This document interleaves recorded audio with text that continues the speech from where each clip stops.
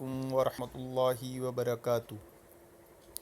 نحمدہ ونصلی علی رسولہ الکریم، اما بعد۔ محترم ناظرین اکرام، اس ویڈیو کو دیکھنے سے پہلے کچھ چیزیں آپ اچھی طرح ذہن نشین کر رکھ لیں اور اپنے ذہن میں اسے اچھی طرح ذہن نشین کر لیں تاکہ آپ کو بات سمجھنے میں آسانی ہو اور بڑی آسانی کے ساتھ آپ کو بات سمجھ آ جائے۔ پہلی چیز ایک بات یاد رکھیں کہ یہ جو آئی ڈی عبدالواجد کی دکھ رہی ہے، اس کے جیسے لوگ اور اس نے جو ویڈیو نشر کیا ہے اس کے جیسے لوگ، یا یوں کہے کوفی لوگ، یا یوں کہے شیعہ رافضی، یا یوں کہے اہل بدعت، یہ سب ہوتے ایکٹر ہیں۔ یہ کیا کرتے ہیں؟ یہ صرف ایکٹنگ کرتے ہیں۔ اور ایکٹر لوگوں کا کام کیا ہوتا ہے؟ ایکٹر لوگوں کا کام ہوتا ہے صرف دنیا کمانا، ان کا دین سے کوئی تعلق نہیں ہوتا۔ تو ایکٹر کی بات صرف جملے بازی ہوتی ہے، یہ جملوں کے شعر ہوتے ہیں، ہے نا؟ ایک پہلی چیز کہ یہ ہوتے ہیں ایکٹر اور صرف جملے بازی کرتے ہیں۔ اب جملے بازی میں یہ کون سا طریقہ اختیار کرتے ہیں؟ تو وہ صحیح مسلم کی روایتوں میں وضاحت و صراحت کے ساتھ ہے، مرفوع روایت میں بھی ہے، موقوف روایت میں بھی ہے کہ وَإِنَّ مِنَ الْبَيَانِ سِحْرًا، کہ اس میں کوئی شبہ ہی نہیں کہ بعض بیان جو ہوتے ہیں وہ جادو ہوتے ہیں، بعض خطاب جو ہوتے ہیں وہ جادو ہوتے ہیں۔ تو یہ لوگ ہوتے ہیں ایکٹر، اور عبدالواجد جیسے لوگ ہوتے ہیں جاہل، اور جاہل لوگ جذباتی باتوں سے مرعوب ہو جاتے ہیں، انہیں نہیں سمجھ میں آتا کہ یہ واقعی دلائل سے بات کر رہا ہے یا ایکٹنگ کر رہا ہے، یہ دکھاوا کر رہا ہے، یہ دھوکہ دے رہا ہے، مغالطہ کر رہا ہے نا؟ تو آپ کو اصول سمجھ میں آ گیا۔ پہلا کہ یہ ہوتے ہیں ایکٹر، اور ایکٹر لوگ کیا کرتے ہیں؟ خوب باتوں کو سجا کر بنا کر بولتے ہیں تاکہ اس کا جادو لوگوں پر چلے، کیونکہ ان کے پاس دلائل نہیں ہوتے۔ اور اب تیسرا اصول ذہن نشین رکھیے کہ امیر المومنین یزید رحمۃ اللہ علیہ کا دفاع اصل میں اللہ، رسول، صحابہ، اہل بیت، اسلام، اسلامی حکومت، سب کا دفاع ہے۔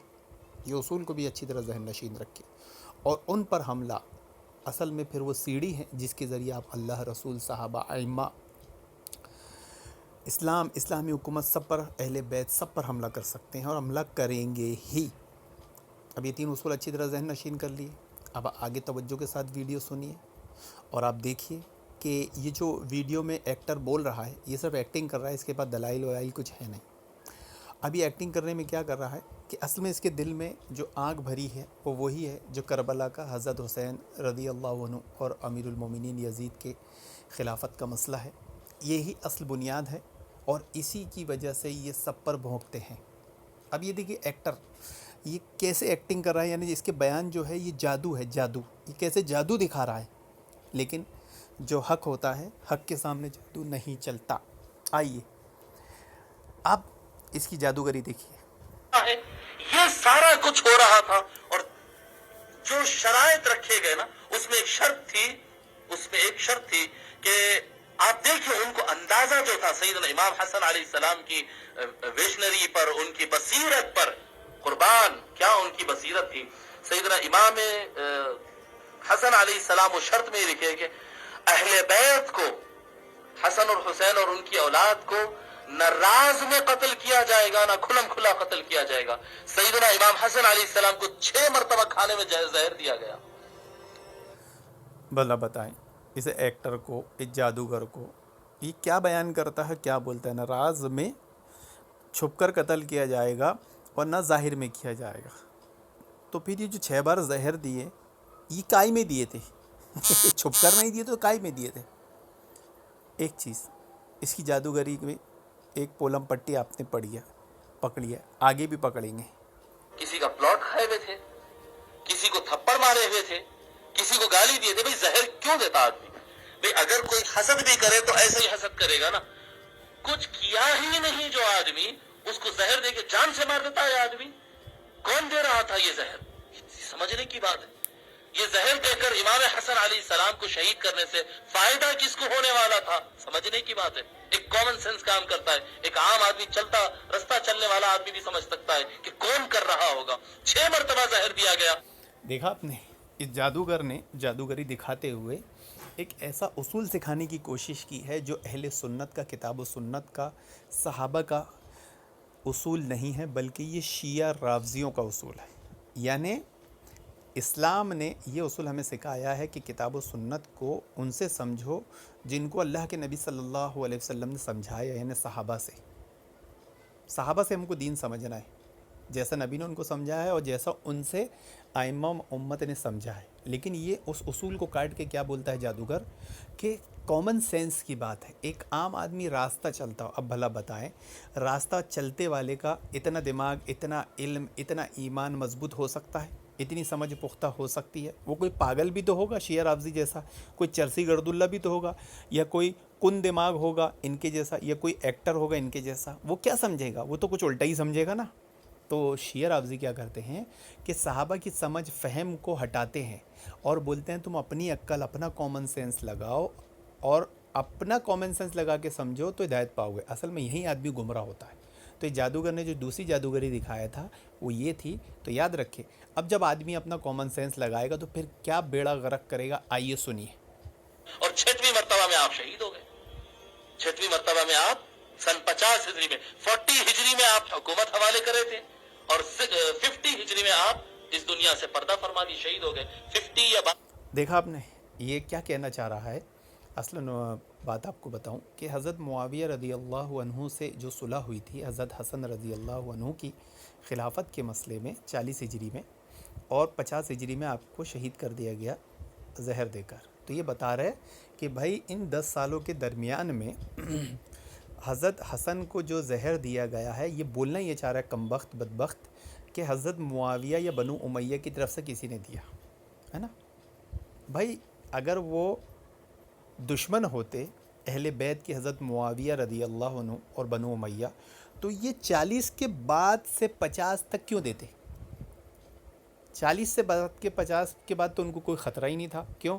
کیونکہ خلافت تو حضرت حسن نے حضرت معاویہ کو سونپ دی تھی، اور جب خلافت دے دی، خلافت چھوڑ دی، تو اب کائے کا خطرہ؟ اب تو کوئی خطرہ نہیں ہے. خطرہ تو 40 سے پہلے ہونا چاہیے تھا کہ جب حضرت علی خلیفہ بنے اور پھر حضرت معاویہ نے ان کی بیعت نہیں کی اور حضرت عثمان کے قصاص کا مطالبہ کیا کہ آپ قصاص لے تو میں بیعت کر لیتا ہوں.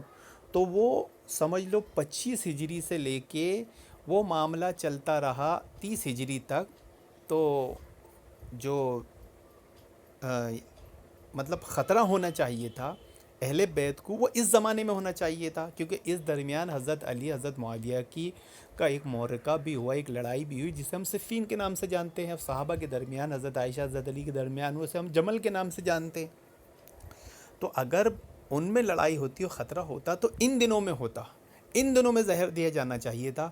لیکن یہ کیا بے وقوفی ہے کہ جب حضرت حسن نے ان سے صلح کر لی، یعنی اب یہ کامن سینس آدمی میں نہیں آ رہا ہے. ہاں وہ روڈ چلتا ہوا کامن سینس جو ہے نا، جس کی مثال دے رہا تھا، اس کا بھی دماغ کون ہے؟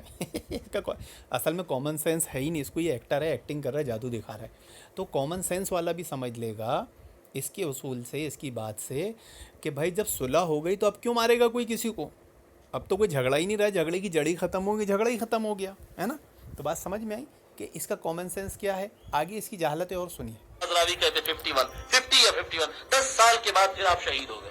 آپ شہید ہو گئے. سیدنا امام حسین علیہ السلام تنہا ہو گئے اپنی فیملی کے ساتھ، بڑے بھائی کا وصال ہو گیا. اور سیدنا امام حسن، اب میں پولیٹیکل حالات بتا رہا ہوں، حالات. دیکھیں آپ نے اس جاہل نے یہ بولتے ہیں نا جادو، جب آدمی جادو دکھاتا ہے نا تو بہت ساری صحیح چیزیں آپ کی نظروں سے اوجھل کر دیتا ہے. یہ جادو اسی لیے، دلائل اس میں کچھ نہیں ہے. دلائل جب سے آپ کے سامنے آئیں گے نا تو آپ کو لگے گا واقعی جادوگر ہے. اب دیکھیے، آپ تھوڑا سا پیچھے جائیے کہ حضرت حسن کو زہر دینے میں بنو امیہ کا ہاتھ ہو سکتا ہے یا رافضی خوارج اور شیعوں کا ہاتھ ہو سکتا ہے. صلح کے بعد تو بنو امیہ کبھی بھی زہر نہیں دیں گے. بنو امیہ کیوں زہر دیں گے جب صلح ہو گئی؟ تو معاملہ جھگڑا ہی ختم ہو گیا. جھگڑے کے بعد کوئی زہر دیتا ہے کوئی پاگل ہی ہوگا ان کے جیسا. جھگڑے سے پہلے زہر دیتے تو یہ بات سمجھ میں آتی، جھگڑے سے پہلے حملہ ہوتا تو بات سمجھ میں آتی کہ بھائی ابھی تو ان کی لڑائی چل رہی ہے. صلح سے پہلے اگر زہر دیتے تو سمجھ میں آتا، صلح سے کہ پہلے اگر یہ سب ہوتا تو سمجھ میں آتا. لیکن میں آپ کو ایک دلیل دیتا ہوں، ایک مثال دیتا ہوں جس کو یہ چھپا رہا ہے. یہ جادوگر اس کو چھپا رہا ہے. یہ اصل میں شیعہ رافضی خوارجوں کا، عراقیوں کا ہی کام تھا. کیسے؟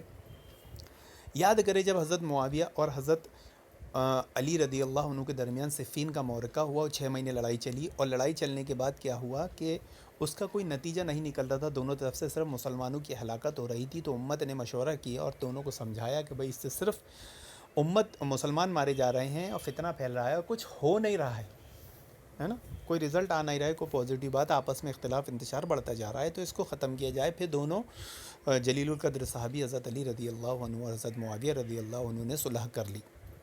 اب بھلا بتائیں، جب صلح ہو گئی تو حضرت علی کو صلح کے بعد کافر کہنے والے لوگ کون تھے؟ کہ حضرت معاویہ تھے؟ نہیں، کون تھے؟ وہ حضرت علی کے شیعہ تھے جنہوں نے حضرت علی کو کافر کہا۔ پھر صلح کے بعد حضرت علی کو کوفہ میں ہی شہید کرنے والے کون لوگ تھے؟ وہ ان کے شیعہ ہی تھے جو خوارج بن گئے تھے، انہوں نے حضرت علی کو شہید کیا۔ کیا بنو امیہ نے شہید کیا؟ اب کیونکہ یہاں پر ثبوت حاضر تھے، اپنی عقل یہ گھسا نہیں سکتے تھے، اس لیے بات کو چھپا دی۔ یہ کیا کرتے ہیں نا، کتاب و سنت کو اپنی سمجھ سے، میں نے جو بتایا نا، صحابہ کی سمجھ سے نہیں سمجھنے دیتے، بلکہ کس کی سمجھ سے سمجھتے ہیں کہ تم اپنی سمجھ سے سمجھو۔ ہم جیسے لوگ، آپ جیسے لوگ، اس کے جیسے لوگ تو کم عقل، کم علم، کمزور ایمان والے، کم فہم والے ہیں، باریکیوں کو کہاں سمجھیں گے، تو پھر وہ غلطی کر بیٹھتے ہیں۔ تو جب تو کیا ہوا کہ نہ حضرت معاویہ نہ بنو امیہ نے حضرت علی کو کافر کہا، نہ بنو امیہ حضرت معاویہ نے ان کو شہید کیا، کرنے والے تو ان کے شیعہ، تو اس چیز کو چھپا دیا۔ تو جو شیعہ، جو خوارج حضرت علی کو شہید کر سکتے ہیں صلح کرنے پر، تو کیا وہ شیعہ، وہ خوارج حضرت حسن کو صلح کرنے پر حضرت معاویہ سے شہید نہیں کر سکتے، زہر نہیں دے سکتے؟ بات سمجھ میں آئی ہوگی آپ کو کہ یہ جادوگر صرف جادوگری دکھا رہا ہے، اس کی جادوگری یہاں ختم نہیں ہوئی، آگے بھی دیکھیے۔ جی، آپ یہ جو ظلم کا سسٹم آج جو دیکھ رہے ہیں نا ہمارے یہاں جو ظلم ہو رہا ہے، یہ بالکل چھوٹا ایگزامپل ہے اس کا۔ اس ظلم کو اگر 1 لاکھ سے ملٹیپلائی کریں گے تو وہ زمانہ نکلے گا جو ظلم ہو رہا تھا، اور وہ کوئی اور زمانہ نہیں تھا، وہ خیر القرون کا زمانہ تھا، وہ زمانے صحابہ اور تابعین کا زمانہ تھا، جس میں اہل بیت کے ساتھ اس طرح سے کیا گیا، اس طرح سے کیا گیا۔ دیکھا آپ نے اس ظالم نے جادوگری کیسے دکھایا کہ خیر القرون کے زمانے میں اہل بیت پر ظلم کیا گیا، تو یہ بتانا چاہ رہا ہے کہ ان پر ظلم کرنے والے کون ہیں؟ زمانے خیر القرون کی سب سے عظیم ہستیاں صحابہ اکرام ہیں، جبکہ اہل بیت پر ظلم کرنے والے وہ نہیں، جو ان پر ظلم کرنے والے شیعہ رافضی خوارج انہی کے فالوور، انہی کے ماننے والے، تو ان کا نام چھپا کر جادوگری ایسی دکھا رہا ہے کہ آپ صحابہ سے بدظن ہوں۔ آگے بھی دیکھیے اس کی جادوگری، پھر میں اور انشاءاللہ آپ کو کچھ چیزیں بتاتا ہوں جس سے آپ کو یقین ہو جائے گا کہ یہ جادوگر ہے، ایکٹر ہے، ایکٹنگ کر رہا ہے۔ سیدنا امام حسن علیہ السلام شہید ہو گئے، اب خانوادے نے بیٹھ کر طے کیا، شہید ہونے سے پہلے آپ کی یہ جملے تھے، آپ یہ فرما دیے، دیکھیے آپ حالات، آپ فرما دیے کہ بھئی مجھے حضور صلی اللہ علیہ وآلہ وسلم کے بازو دفن کرنا۔ حضور صلی اللہ علیہ وسلم کے بازو سیدنا ابوبکر صدیق ہے، سیدنا عمر بن خطاب ہے رضی اللہ عنہ۔ جگہ کس کی ہے صاحب؟ وہ جگہ ہے ام المؤمنین عائشہ کی، ان کا کمرہ ہے۔ آئیے اس بات کو سننے اور سمجھنے سے پہلے ایک چیز اور بتاتا ہوں جو اس نے شروع میں جادوگری دکھایا تھا، کہ سن 40 ہجری سے کے بعد انہیں حضرت معاویہ کو خلافت سونپی گئی، تو اس کے بعد سے 50 ہجری تک حضرت حسن جب شہید ہوئے زہر دے کر، حضرت حسن کو شہید کیا گیا زہر دے کر، جب تک 6 بار حضرت حسن کو زہر دیا گیا۔ تو یہ بولنا یہ چاہ رہے اشاروں میں کہ یہ زہر دینے والے بنو امیہ ہیں، حضرت معاویہ ہیں، امیر المومنین یزید ہے، ان کو خطرہ ہے۔ ان کو کس بات کا خطرہ ہے بھائی؟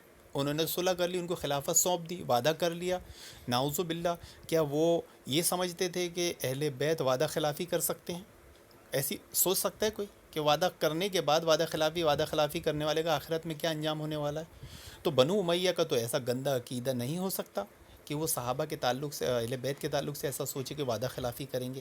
تو معلوم ہو کہ حضرت حسن کو زہر دینے میں ان کا ہاتھ نہیں، بلکہ یہ وہی شیعہ رافضی و خوارجوں کا ہاتھ ہے جو حضرت علی کو اس سے پہلے صلح کرنے پر شہید کر چکے ہیں، اور اب حضرت حسن نے وہی سنت ادا کی تھی حضرت علی کی، تو اسی طرح حضرت حسن کو ہی شہید کیا گیا۔ چونکہ اب طریقہ بدل دیا گیا، پہلے انہوں نے کھلا آ کر مارا تھا، حضرت علی رضی اللہ عنہ کو مسجد میں تلوار سے حملہ کر کے شہید کیا تھا، لیکن اب چونکہ بہت زیادہ تھوتو بدنامی ہو چکی تھی، تو اس لیے کام کھل کر نہیں کر سکتے، اس لیے چھپ کر زہر دیا جاتا تھا۔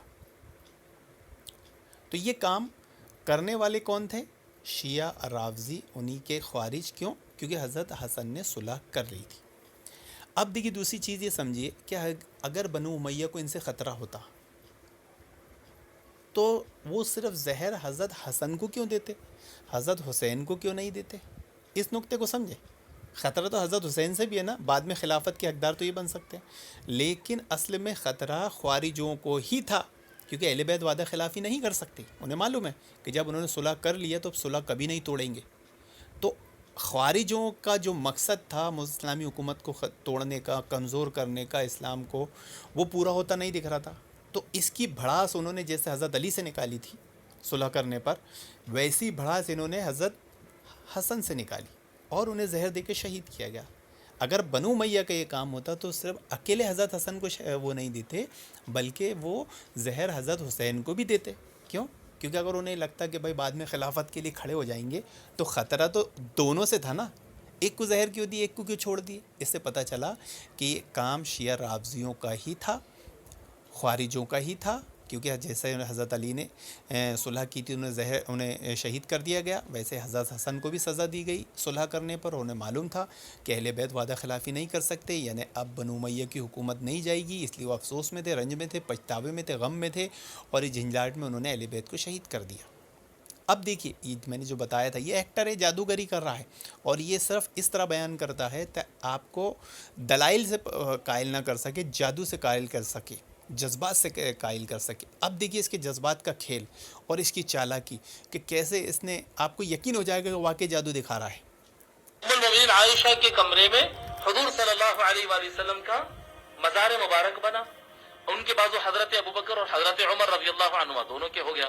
اب جب امام حسن علیہ السلام جب ان کو زہر دیا گیا اور ان کو اندازہ ہو گیا کہ شاید اب نہیں بچ پائیں گے، تو انہوں نے کوئی آدمی کو بول بھیجائے، بولے کہ ام المؤمنین اما جان سے پرمیشن لو، ام المؤمنین عائشہ سے پرمیشن لو کہ میں وہاں پر دفن ہونا چاہتی ہوں. تو ام المؤمنین عائشہ پہلے تو روتی ہے اور کہتی ہے کہ یہ جگہ میں اپنے لیے رکھ لی تھی کہ مجھے رسول اللہ کے بازو رہنا ہے، مگر جب بیٹا حسن نے یہ کہا ہے تو میں اپنی جگہ قربان کرتی ہوں. میں بیٹا حسن آپ کو یہ جگہ میری طرف سے، چلو ٹھیک ہے، جن کے کمرہ ہے انہوں پرمیشن دے دیے، ٹھیک ہے. اور امام حسن علیہ السلام شہید ہو گئے، اور امام حسن علیہ السلام شہید ہونے کے بعد اب کفن وفن پہنا دیا گیا. اب جو ہے وہ کیا کہتے ہیں، جنازہ اٹھا کر لے جایا جا رہا ہے. وہ نماز جنازہ پڑھانے کا بڑا قصہ ہے، بڑا قصہ ہے. اب ہم جاتے نہیں ڈیٹیل میں، وقت ساتھ نہیں دے گا. سیدنا امام حسن علیہ السلام کے جنازے کو لایا جا رہا ہے حضور صلی اللہ علیہ وآلہ وسلم کے بازو آپ کو دفنانے کے لیے، آپ کا مزار بنانے کے لیے. مروان بن حکم بولتا ہے کہ نہیں، ایسا نہیں ہو سکتا، ایسا نہیں ہو سکتا، ہم نہیں دفن ہونے دیں گے ان کو رسول اللہ کے بازو. تو کون؟ گھر کس کا ہے؟ جنازہ کس کا ہے؟ لے جا رہا کون؟ بھائی کا جنازہ ہے امام حسن کا، لے جا رہے امام حسین، دفنا رہے اپنے گھر میں، اپنی اماں کے گھر میں. زمین ہماری، جنازہ ہمارا، خاندان ہمارا، تو کون؟ مروان بن حکم آ جاتا ہے راستے میں، پہلے گورنر کے پاس بھاگتا ہے، مدینہ کے گورنر کے پاس، کہ تمہارے رہتے ہوئے جو ہے وہ رسول اللہ کے بازو دفن ہوئیں گے، اگر رسول اللہ کے بازو دفن ہو جائیں گے تو ان کی عزت ہو جائیں گی. نہیں یہ تو نہیں ہونے دیں گے ہم. دے دیے نا حکومت، ابھی کیا چاہیے تیرے کو؟ بولے نہیں ہونے دوں گا. تو میں ہو جاتی. سیدنا امام حسین علیہ السلام غصے میں آ جاتے، بولتے کہ تو ہے کون؟ زمین ہماری، جنازہ ہمارا، خاندان ہمارا، فیصلہ ہمارا، تو ہے کون؟ تو باہر کا آدمی، تیرے کو مطلب ہی کیا ہے؟ اگر تیرے زمین پہ ہم جنازہ لا رہے تو جھگڑا کر. زمین ہماری ہے، نانا ہمارے رسول اللہ جی، زندگی بھر وہ ان کو گود میں اٹھا کے بیٹھے تھے. نہیں چاہے جو ہوتے ہو جائے، لڑائی جھگڑا گالی گلوچ وغیرہ. اس کے بعد کیا وہ تیاری میں تھا، وہ اشارہ کر دیا، 2000 آدمی ہتھیار لے کے میدان میں آ گئے. لاشیں بھی جائیں گے لیکن جنازہ نہیں جانے دیں گے ہم. حضور کے بازو تو دفن ہونے نہیں دیں گے. سیدنا امام حسن علیہ السلام کی نہیں ہونے دیں گے. سیدنا امام حسین علیہ السلام بھی جو ہے وہ اپنے لوگوں کو بلا لیے، بولے کہ کیسا روک سکتے؟ بھئی ہماری پراپرٹی ہے، ہمارے گھر میں انتقال ہوا ہے، وہ ہے کون روکنے والا؟ نہیں ہم تو خاموش نہیں بیٹھیں گے. تو ان کی طرف سے بھی لوگ آ گئے، سیدنا امام حسین علیہ السلام جی یہ لوگ بھی آ گئے ہیں، اور دونوں طرف سے ہتھیار اٹھ گئے ہیں. پھر حضرت سیدنا ابو ہریرہ رضی اللہ تعالی عنہ اور سیدنا عبداللہ ابن عمر اور دیگر صحابہ یہ لوگ بیچ میں آ گئے، اور آ کر جو ہے سیدنا امام حسین علیہ السلام کو سمجھانے لگے کہ نواز رسول، کیونکہ ان کو اندازہ ہے کہ سنیں گے یہی لوگ، وہ کمینے تو نہیں سنیں گے. جی آپ کو یہ اندازہ ہے کہ آپ کے بڑے بھائی نے یہ کہا تھا کہ اگر امن و امان کے ساتھ ادھر تدفین ہو جائے تو ٹھیک ہے حضور کے بازو، اور اگر ایسا نہیں ہو سکا اور مسلمانوں کے خون بہنے کا ڈر ہے تو میرا جنازہ عام قبرستان میں دفنا دینا، لڑنا نہیں، انہوں نے فرمایا تھا. हजरात की समझाने पर सैयदना इमाम हुसैन अलैहि सलाम फिर एकदम डाउन हो जाते और खामोश हो जाते और बोलते ठीक है चलो आम कब्रिस्तान को ले जाओ। दफन होने नहीं दिए। जब कब्रिस्तान आम मुसलमानों के कब्रिस्तान को ले जाया जा रहा था उस वक्त तीर बरसाए गए जनाजे के ऊपर। सैयदना इमाम हसन अलैहि सलाम का जनाजा जा रहा, सफेद कपड़ों में लपटा हुआ, कफन के ऊपर सारा खून था, चारों तरफ से तीर आकर गिर रहे थे इमाम हुसैन अलैहि सलाम के जिस्म मुबारक पर। ये जनाजा जा रहा है, जनाजे पर तीर मारा गया। जिस वक्त आमना सामना हुआ इमाम हुसैन अलैहि सलाम कह रहे थे कि नहीं चाहे कुछ हो जाए हम अपने नाना जान के बाजू अपने भाई का तदफीन करेंगे। उस वक्त मरवान बिन हकम के अल्फाज थे, तबक़ात इब्न सअद में ये रिवायत मनक़ूल है, इन्नकुम अहलु बैतिन मलऊनून कहा, अल्लाह उस पर लानत भेजे मरवान पर, हजारों लानत हो उसके ऊपर। वो ये अल्फाज कहता था तुम अहले बैत लानती हो। माद अल्लाह। गवर्नर तो पीछे हट गया था। गवर्नर बोला कि मैं रसूलुल्लाह की घराने के साथ इतनी बड़ी हरकत नहीं कर सकता हूं, मगर वो कंट्रोल भी नहीं कर सकता है। आज नहीं देखते, आज घूमते फिरते हैं, उनको कंट्रोल नहीं कर सकते हैं कुछ लोग। ना पुलिस कंट्रोल कर सकती है उनको, ना एमपी एमएलए और मिनिस्टर कोई कंट्रोल नहीं कर सकता है। क्यों कंट्रोल नहीं कर सकते हैं साहब? उनको कुछ बैकअप होता है ना, तभी तो कंट्रोल नहीं कर सकते ना। क्लियर नहीं है बात? वरना क्या बात है कि आर्मी है, आपकी पुलिस है, आपका सिस्टम है, आपके गवर्नर्स है, ऑफिसर्स है, चंद गुंडे मवाली को कंट्रोल क्यों नहीं किया जा सकता है? क्यों नहीं किया जा सकता है? कुछ बैकअप होता है, समझने की जरूरत है। देखा आपने इस जादूगर ने क्या जादूगरी दिखाया, और सहाबा इकराम के ज़माने को और ज़माने खैरुल कुरून के ज़माने को, भैया यूँ कहीं बनु उमैया को कमीना तक कह दिया है, गुंडा तक कह दिया है। अभी जो मिसाल दे रहे हैं ना कि होता है ना, कुछ आज के ज़माने में गुंडे होते हैं, उनको कंट्रोल नहीं किया जा सकता। तो मैं भी तो कह सकता हूँ कि तुम जैसे जो आज के ज़माने के जो गुंडे होते हो, तुम जैसे टोपी पहन के बैठ जाए तो फिर उनको पीछे कमांड तो होती है ना। अब इनके जैसे गुंडे मवाली जब बयान देने बैठ जाएंगे तो वो जादूगरी नहीं दिखाएंगे तो क्या दिखाएंगे? होता है ना, आज के ज़माने में तो जैसे गुंडों को कोई कंट्रोल नहीं कर सकता, तो ऐसे गुंडे भी मौलाना बन जाते हैं ना जैसा ये बन चुका है। और ये तो सूरत से गुंडा दिख रहा है और बहुत बड़ा गुंडा दिख रहा है अच्छा, अब इसने ऐसी बात पेश करने की कोशिश की है बड़ी चालाकी से, जादूगरी से, जिसको आप नहीं समझे होंगे। अभी कुछ जज्बाती बातें किया था कि सहाबा आए और हज़रत हुसैन को समझाए, मरवान को नहीं समझाए। क्यों? और फिर वहाँ पर बोला कि वो तो कमीना था, नहीं समझेगा, ये जादूगरी थी। हज़रत हुसैन को ही क्यों समझाए, मरवान को क्यों नहीं समझाए? ऐसी कोई बात तो थी ना इस दरमियान बीच में जिसको इसने खा गया। अब ये बाज़ रिवायतें तो तारीख़ी उठा कर ले आता है जो झूठ और किज़्ब से भरी होती है, या ज़माने के लोग जब एक दूसरे पर गुस्से में कोई बात बोल देते हैं तो वो हमारे लिए हुज्जत नहीं होती है। जैसे सही बुखारी मुस्लिम की रिवायत में कि हज़रत अब्बास ने हज़रत अली को हज़रत उमर के सामने कहा कि इस ख़ाइन कज़्ज़ाब से मेरा फ़ैसला कराइए। तो अब हज़रत अब्बास अल्लाह के नबी के चचा हैं, हज़रत अली के बारे में हज़रत उमर के सामने ऐसा बोल रहे हैं, तो क्या ये गुंडा जो टोपी पहन कर वाइट कॉलर बनकर मौलाना बन गया है, उस रिवायत को उठाकर हज़रत अली के बारे में ऐसा कह सकता है कि देखो वहाँ तो नबी के चचा भी हज़रत अली को ऐसा कहते थे? नहीं कह सकता ना। वहाँ क्या उसूल बयान करेगा? वहाँ ये उसूल बयान करेगा कि भाई हम असर लोग गुस्से में अगर कोई बात कह दे तो हुज्जत नहीं होती, तो फिर यहाँ इसने हुज्जत क्यों बना लिया? तो ये इसकी जादूगरी थी। और जादूगरी क्या होती है? दलाइल से नहीं होती, वो लोगों को बल्कि हकीकत से बोलते हैं ना, नज़रबंदी कर दी जाती है और हकीकत को छुपा दिया जाता है। तो ये दलाइल को छुपा रहा था और तारीख़ी रिवायतों को में जो झूठी रिवायतें उठाकर उनके वाक़यात बयान कर रहा था। क्या बोलता है कि जब जनाजा जा रहा था उस पर तीर बरसाए और हज़रत हसन के जिस्म पर तीर लगे और फिर खून कफन पर आ गया। भला बताएं कि हज़रत हुसैन तो तदफीन के लिए लड़ने के लिए तैयार थे, है ना। ये इनके सारे झगड़े कहाँ से शुरू होते हैं मालूम है वहीं से शुरू होते हैं जब सुलह हो जाती है। जैसे हज़रत मुआविया हज़रत हसन की सुलह हो गई तो उसके बाद उनको जहर दे के मार रहे। ये क्या बात हुई भाई? ये कौन सा कॉमन सेंस है? अब यहाँ मरवान और हज़रत हुसैन की सुलह हो गई, तो जब सुलह हो गई और जनाजा लेकर जा रहे हैं तो अब मरवान क्यों मारेगा? तो अब तो असली खेल है कि जो बीच में घुसे हुए रावजी खारजी मौजूद थे वो इस मौके का फ़ायदा उठाना चाहते थे और उन्होंने तीर बरसाए होंगे। तो ये कॉमन सेंस तुम्हारा काम नहीं करता? हाँ, अक्ल खाते हो, अनाज खाते हो या गू खाते हो? और जाहिर सी बात है जब ये चरसी गर्दुल्ले टपोरी किस्म के लोग ऐसे बयान देने बैठ जाएंगे, वाइट कॉलर बन जाएंगे, मामा पहन लेंगे, तो फिर क्या होगा? اللہ کے نبی صلی اللہ علیہ وسلم کی حدیث ہے نا کہ وہ قرآن پڑھیں گے زبان مروڑ مروڑ کر، لیکن قرآن ان کے حلق کے نیچے نہیں اترے گا. یہ ایسے ڈھونگی لوگ ہیں، ایسے ہی جادوگری دکھا رہے. اچھا، اس نے ایک بہت بڑی جادوگری دکھایا. آئیے میں اس کا تھوڑا سا سننے کے بعد خلاصہ کرتا ہوں. مارے ہیں سیدنا امام حسن علیہ السلام کی تدفین خون سے لت پت جنازے کے کفن کے ساتھ ان کی تدفین ہوئی عام قبرستان کے اندر. جب یہ واقعہ پورا ہو گیا اور سب جہاں کا وہاں ہو گیا، پھر یہ مروان بن حکم بادشاہ سلامت کو لیٹر لکھتا ہے، اور لیٹر لکھ کر گورنر کی شکایت کرتا ہے کہ تھوڑا اگر میں خاموش بیٹھتا تو یہ لوگ تو رسول اللہ کے بازو دفنا کیے تھے امام حسن کو، اور یہ گورنر آپ جس کو بٹھا کے رکھے یہ نکما تو کچھ کرتا ہی نہیں ہے.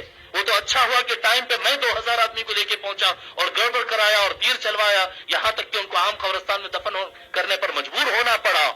جب یہ لیٹر جاتا ہے تو انعام کی طور پر گورنر کو سزا کی طور پر سسپینڈ کیا جاتا ہے اور مروان بن حکم کو گورنر بنایا جاتا ہے. نہیں دیکھتے آپ موب لنچنگ کرنے والوں کو پھول کے ہار پہنائے گئے تھے جی؟ نہیں سمجھ میں آتا ہے کہ کون کر رہا ہے، کیسے کر رہے ہیں، مگر اس کے باوجود لوگ کو سمجھ میں نہیں آتا ہے. نہیں بولتے نہیں بڑی اچھی حکومت تھی، بڑی اچھی حکومت تھی. انا للہ و انا الیہ راجعون. آج جو ہم دیکھ رہے ہیں کہ پولیٹیکل سسٹم جی، منسٹریوں کا سسٹم، انتظامات کا جتنا سسٹم ہے، پولیس سسٹم ہے، جتنے منسٹریوں کے جتنے ڈپارٹمنٹس ہیں جو ستیاناش جو ہو گئے ہیں نا، وہ ہم اتنا سا نمونہ دیکھ رہے تھے. بنو امیہ کے زمانے میں یہ سارا کا سارا سنا آپ نے؟ اب اس نے اتنی حضرت حسین اور حضرت حسن کی شہادت اور آپ کا جنازہ لے جا رہا ہے، پھر حضرت حسین کا جو معاملہ بتایا ہے مروان سے، یہ پوری کہانی آپ نے سنے ہوں گے. سننے کے بعد اگر میں آپ کو حقیقت نہیں بتاؤں گا تو یقیناً یہ اس ایکٹر کا جادو آپ پر اثر کر جائے گا. اور اس نے یہاں پر دو چیزیں کھا گیا. کیوں کھایا؟ کیونکہ اگر وہ دو چیزیں بیان کر دیتا نا تو اس ایکٹر کی ایکٹنگ اور اس کا بتایا ہوا جادو پھر ہو جاتا. اس نے پہلی چیز تو یہ نہیں بتایا کہ مروان نے حضرت حسن کے جنازے کو اللہ کے نبی صلی اللہ علیہ وسلم کے پاس تدفین ہونے سے روکا، تو اس کی وجہ کیا بتائی. یہ اصل نقطہ تھا، اصل پوائنٹ تھا.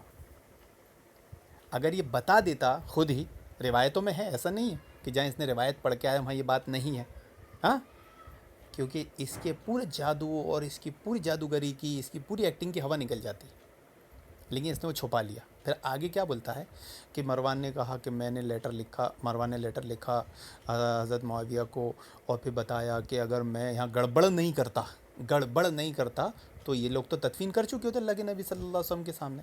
یعنی یہ کیا بتانا چاہ رہا ہے کہ یہ انہوں نے گڑبڑ کر کے ایسا کی ہے، جبکہ وہاں مروان نے ایک اصولی بات کہی تھی جس کو یہ کھا گیا، اور جس کے بیان کرنے سے سننے والی عوام بھی سوچنے پہ مجبور ہو جاتی کہ یار ضرور کچھ بات تھی. تو کیا کہ لوگ اپنا کامن سینس استعمال کریں گے، اس لیے ان کو کامن سینس استعمال کرنے مت دو. اور ان میں اتنا کامن سینس ہے بھی نہیں کہ عبد الواجد جیسے کم عقل سے پیدل ان کی عقل اتر کے گھٹنے میں آگے سمجھ پائیں گے. مروان نے جو بات کہی تھی وہ یہ تھی کہ جب حضرت عثمان رضی اللہ عنہ شہید کیے گئے تو جب تم نے ان کو اللہ کے نبی صلی اللہ علیہ وسلم کے پاس دفن ہونے نہیں دیا تو پھر حضرت حسن کو کیسے دفن کر رہے ہو. یہ تھی بات اصل میں. اب چونکہ یہ بات وہ بول دیتا تو اس کے پورے جادو ایکٹنگ کا ہوا نکل جاتی.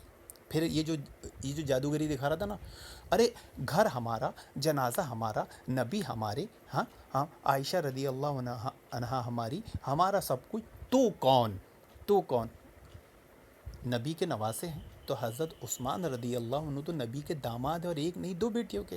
تو گھر ان کا، خاندان ان کا، جنازہ ان کا آپسی معاملہ. پھر سوال آتا کہ تم نے ان کو وہاں دفن کیوں نہیں کیا. حضرت عثمان کو مسلمانوں کے عام قبرستان میں دفن کیا گیا. تو ایک اصول بیان کیا تھا مروان نے، جس کو اس نے چھپا دیا، جس کو اس نے کھا گیا.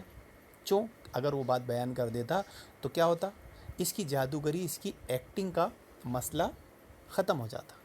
اب یہاں جب بھائی بات سامنے آتی تو سننے والا کبھی بھی، اور ظاہر سی بات ہے مسلمان انصاف پسند ہوتا ہے، اصول پسند ہوتا ہے، ایک طرف کی بات سن کر کبھی فیصلہ نہیں کرتا، دونوں طرف کی بات سنتا ہے.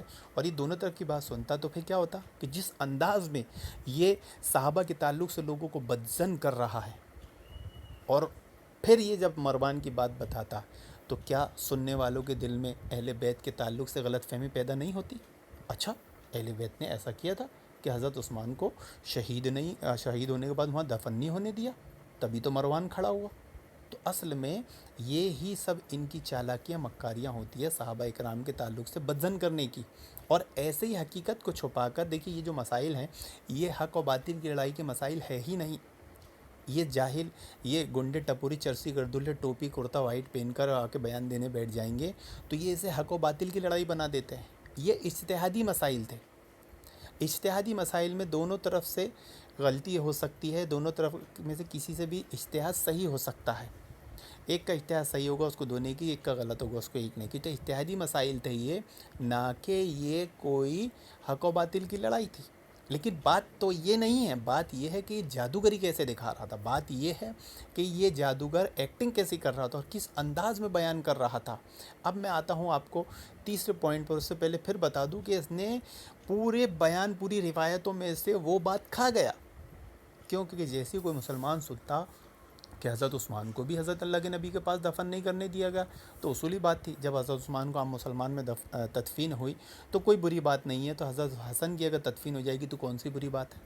اور اصولی بات ہے کہ جب حضرت عثمان کو وہاں دفن نہیں کرنے دیا گیا تو اب اس کے بعد کسی کو بھی دفن نہ کرنے دیا جائے، اصولی بات ہے، اس میں کوئی وہ، اور یہی وجہ تھی کہ صحابہ اکرام نے جو اس نے شروع میں کہا تھا نا کہ وہ تو کمینہ تھا، ماننے والا نہیں تھا، حضرت حسین کو سمجھائے، حضرت حسین کو پتہ ہے، حضرت حسین مان گئے، ٹھنڈے ہو گئے، تو یہ بات اصل میں اصولی بات تھی، اس لیے حضرت حسین مان گئے، ٹھنڈے ہو گئے۔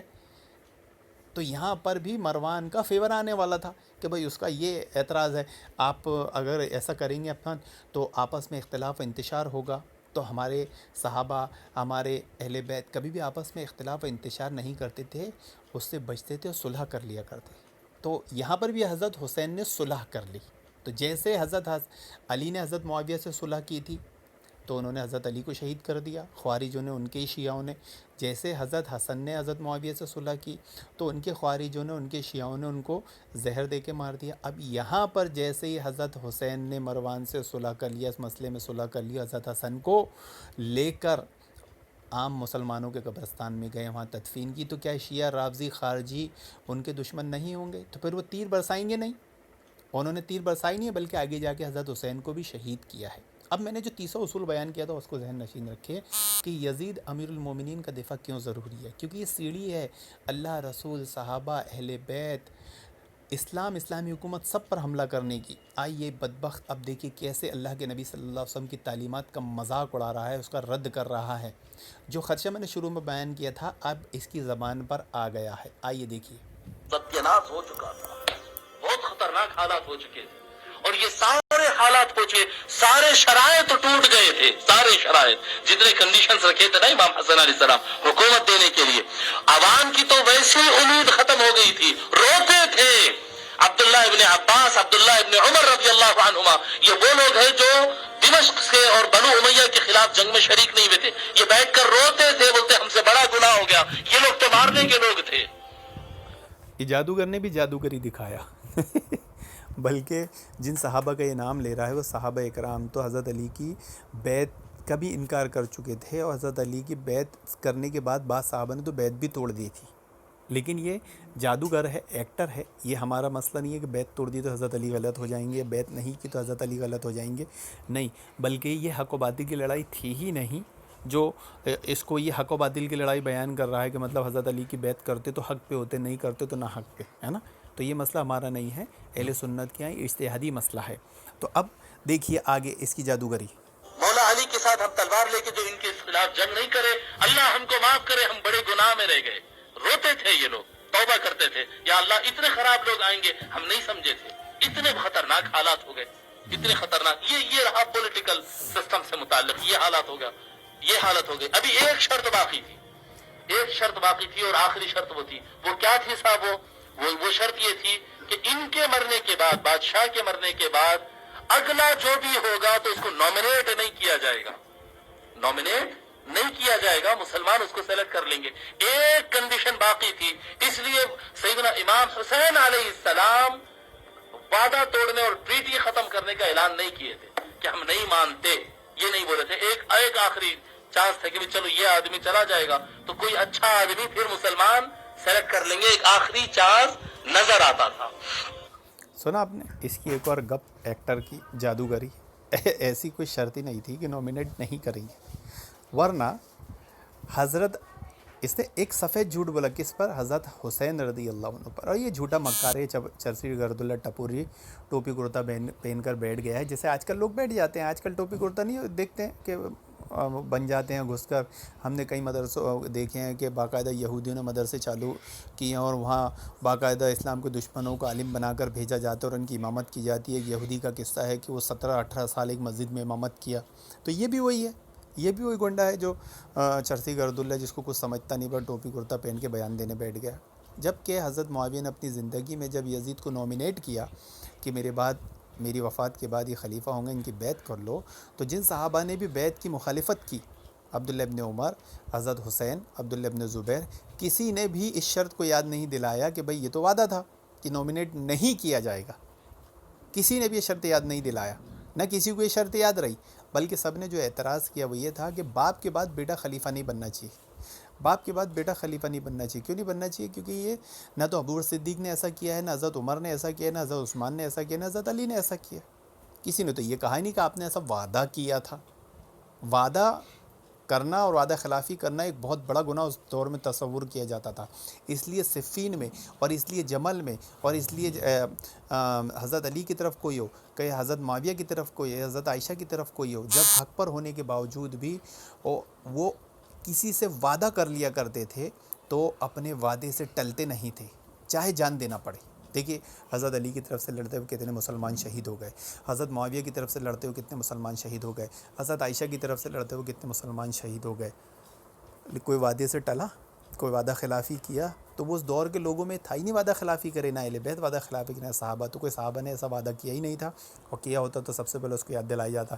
اس جادوگر نے جادوگری دکھاتے ہوئے، ایکٹنگ کرتے ہوئے آپ کو یہ بات بتانے کی کوشش کی ہے.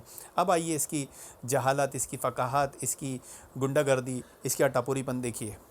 اچھا یہ ہو گیا پولیٹکس میں. پولیٹیکل سسٹم سے ہٹ کر آپ نماز روزہ زکات میں کیا تھا بھائی؟ وہ تو سب ٹھیک ٹھاک ہو رہا تھا بھائی. آپ کو نماز پڑھنے سے کوئی روکے کیا؟ آپ کو روزہ رکھنے سے کوئی روکے کیا؟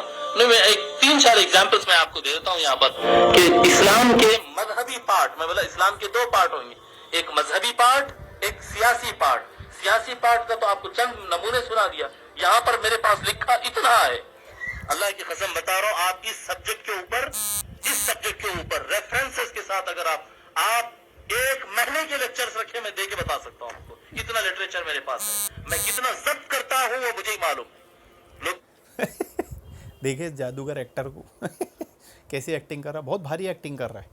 اب بھائی متا کرانے کا اس کو چانس ملتا ہوگا، خوب بھر بھر کے پیسے ملتے ہوں گے. ٹپوری کو ٹپوری گیری میں کہاں ملنے والا تھا، بلکہ ٹوپی پہنا کے وائٹ کرتا پہنا کے ٹپوری گیری جو کر رہا ہے، اس میں اس کو جو فائدہ مل رہا ہے اور چھیٹے بھی نہیں آ رہے ہیں کرائم کرنے کے، تو اس سے بہتر لائن کیا ہو سکتی ہے؟ تو یہ بول بچن تو کرے گا. یہ مطلب اتنا بول سکتا ہوں، ارے تو اتنا بول سکتا، ایک دن میرے سے بات کر کے بتا دے. ایک دن تو میرے سے بات کر کے بتا، تیرا نمبر دے، میرا نمبر لے لے. میرا نمبر ہے 9930099793. تیرا نمبر دے دے، میں سے ایک دن بات کر کے بتا دے خلافت کے مسئلے پر. 1 مہینہ تقریر کرنا تو بہت دور کی بات، 5 منٹ میں فون کٹ کر کے نہیں بھاگے جب تو بات. اب آئیے اس کی جہالت کو اور دیکھتے ہیں. بولتے ہیں کہ حبیب صاحب بول دیتے ہیں، زیادہ بول دیتے ہیں. نہیں بابا، ضبط کر کے بیٹھتے ہیں، ہم خون کے گھونٹ پی کے خاموش بیٹھتے ہیں کہ کتنے بڑے ظالموں کی آج تعریفیں ہو رہی ہیں. یہ ہو گیا یہ پولیٹیکل سسٹم کا یہ ایک پارٹ کا. مذہبی سے اس پارٹ کا کیا تھا میں آپ کو بتاؤں، تعجب کریں گے آپ. نماز کے طریقے کو بدلنے کی کوشش کی گئی ہے اس زمانے میں، نماز کو بدلنے کی کوشش کی گئی ہے. ان کو برداشت ہی نہیں ہوتا تھا رسول اللہ کا دین، جو دین کے لیے حضور اکرم صلی اللہ علیہ وآلہ وسلم دین کو نافذ کرنا چاہے اور دشمنوں نے سنا آپ نے؟ نہیں لگ رہا ہے. اچھا آپ کو سنا آپ نے؟ مطلب میں بہت ضبط کر کے بیٹھا ہوں. ابھی تیرے کو چنچنے کاٹ رہے ہیں تو اچھا سا کہیں سے تیل لے، انڈے سانڈے کو لگا لے. کائے کو ضبط کر رہا ہے، بلا وجہ تکلیف جھیل رہا ہے. اب دیکھیے اس کی تو چنچنے کاٹنے میں اس کی ولولاٹ. بولتا ہے کہ یہ دو قصے کہانی ہے. پہلے تو بتا رہا تھا کہ بھئی یہ سیاسی مسئلہ تھا اور یہ اہل بیت کے دشمن تھے. ابھی تک یہ کہانی چل رہی تھی. اب کہانی کدھر گھوم گئی، کدھر گھومی معلوم ہے؟ ادھر گھومی کہ یہ اللہ کے نبی سے ہم کے دشمن بن گئے. اصل میں یہ ٹپوری موالی چرسی گرد اللہ جو کرتا پاجامہ ٹوپی پہن کے بیٹھا ہے، یہ رسول اللہ کا دشمن بنا ہے، یہ کذاب رسول اللہ کے دشمن میں جو میں اصول یاد دلایا تھا کہ یزید سیڑھی ہے صحابہ اکرام، اللہ رسول، اہل بیت، اسلام اور اسلامی تعلیمات پر حملہ کرنے کی۔ آج اس نے نبی کریم صلی اللہ علیہ وسلم کی اس پیشن گوئی کو جھٹلایا ہے۔ یہ جرت کون کر سکتا ہے؟ جس کا نہ نبی پہ ایمان ہو، نہ نبی کی نبوت کو مانتا ہو، نبی کی نبوت کا منکر ہو، یہ وہی حرکت کر سکتا ہے، کیونکہ یہ نبی کی ختم نبوت کے منکر ہوتے ہیں شیعہ رافضی پلیت۔ یہ کیا بولتے ہیں کہ نہیں، اہل بیت بھی وہ ہیں معصوم عن الخطا ہیں، یعنی ان کے حساب سے حضرت علی بھی نبی ہے، بلکہ حضرت علی کی شان میں تو کیا کیا غلو کرتے ہیں کہ وہ نبی تو چھوڑو، حضرت علی کو اللہ نعوذ باللہ اللہ کا خالق بنا دیتے ہیں، تو کوئی نئی بات نہیں۔ تو یہ جو لوگ ہیں یہ ختم نبوت کے منکر ہیں، اور پھر یہ ایسی حرکتیں کرتے ہیں، یہ نبی کے دشمن ہیں۔ اب اس نے کیا کیا ہے کہ نبی کریم صلی اللہ علیہ وسلم نے فرمایا ہے کہ اسلام غالب رہے گا 100 سال تک۔ اللہ کے نبی صلی اللہ علیہ وسلم پیشن گوئی دی ہے۔ نبی کی نبوت کو ماننا تبھی مانا جاتا ہے جب اس کی پیشن گوئی پہ آدمی ایمان لائے گا۔ اس کی پیشن گوئی کو نہیں مانا تو اس نے نبی کو نبی نہیں مانا، کیونکہ نبی کے معجزوں میں سے پیشن گوئیاں ہوتی ہیں۔ اب اس جاہل نے، اس ٹپوری نے، چرسی گردلے نے، جو ٹوپی پہن کر، اس کمینے نے، یہ صحابہ کے زمانے کے لوگوں کو، زمانے خیر القرون کے بنو امیہ کو کمینہ بول رہا تھا، یہ خود کمینہ ہے، متقی پیداوار۔ اس کمینے نے نبی کریم صلی اللہ علیہ وسلم کی پیشن گوئی کو جھٹلایا ہے۔ نبی تو کہہ رہے ہیں کہ اسلام غالب رہے گا 100 سال تک، اور یہ اسلام کو 40 ہجری 50 ہجری تک ہی مغلوب بتاتے رہے، اور اسلام کی تعلیمات اور نماز کے طریقے کو بدلنے والا بتاتے رہے۔ تو اصل میں یہ نہ تو اہل بیت کا دفاع کر رہا ہے، نہ یہ صحابہ پر، بنو امیہ پر حملہ کر رہا ہے، بلکہ اس کا اصل مقصد، یہ بول رہا تھا نا بنو امیہ کی اصلی دشمنی نبی سے تھی، نہیں، اس کی دشمنی نبی سے ہے۔ یہ نبی کریم صلی اللہ علیہ وسلم پر حملہ آور ہے۔ یہ پیشن گوئی کس کی ہوتی ہے؟ پیشن گوئی ہوتی ہے اللہ تعالیٰ کا علم۔ تو یہ اللہ تعالیٰ کے علم میں نقص نکال رہا ہے، تو گویا یہ اللہ تعالیٰ کی توہین کر رہا ہے، اس ذریعے وہ نبی کریم صلی اللہ علیہ وسلم کی توہین کر رہا ہے، اس ذریعے یہ اسلام کی توہین کر رہا ہے، اس ذریعے اسلامی حکومت کی تو یہ کیا توہین کر رہا تھا، آپ نے خود دیکھا ہے کہ بہت بولتے کہ اچھی حکومت ہے، اچھی حکومت ہے، کائی کی اچھی حکومت؟ تو میں نے جو اصول بیان کیا تھا آپ کو، اس کذاب نے نبی کریم صلی اللہ علیہ وسلم کی پیشن گوئی کو جھٹلانے کی ضرورت کی ہے۔ آڑ کیا ہے؟ آڑ وہی ہے یزید و حضرت حسین کی خلافت کا مسئلہ، اور پھر وہاں سے یہ سلسلہ جو چلا ہے، تو پھر اس کا یہ نتیجہ ہے کہ ٹپوری، چرسی گردلے، کمینے لوگ آ کر آج دین سکھا رہے ہیں لوگوں کو، وائٹ کرتا جھبا پہن کر، اور پھر یہ ایسے ایکٹر بن کر ایسی جادوگری دکھا رہے ہیں جن کے پاس دلائل کچھ نہیں ہوتے۔ کامن سینس، ہمارا کامن سینس یہ بولتا ہے کہ تم ایک نمبر کے کمینے ہو، ضبط مت کرو، اپنے چنچنوں کا علاج کراؤ۔ اللہ رب العالمین سے دعا ہے کہ اللہ رب العالمین شیعہ رافضیوں جیسے جھوٹے ایکٹروں سے، جادوگروں سے امت مسلمہ کی حفاظت فرمائے، آمین یا رب العالمین۔